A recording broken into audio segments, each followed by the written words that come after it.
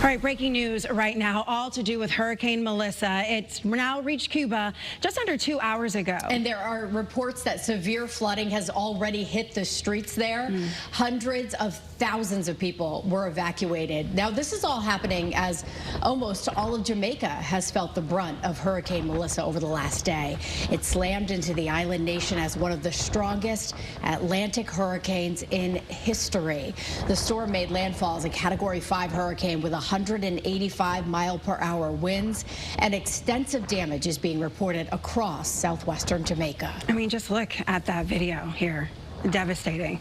More than 500,000 people don't have power this morning. More than 735,000 people are evacuated from their homes or actually forced out because of all of the damage. Wow.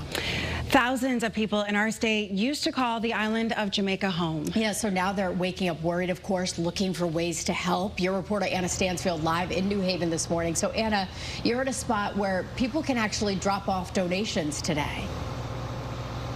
Yeah, good morning, guys. We're here at the Schubert Theater in New Haven, where people can drop off donations from noon until 4 o'clock every single day this week.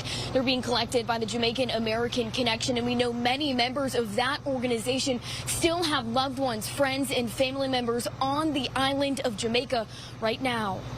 Thousands in Jamaica are without power right now, many with no way to communicate with people off the island. Category 5 Hurricane Melissa wreaking havoc on the 4,200 square mile island.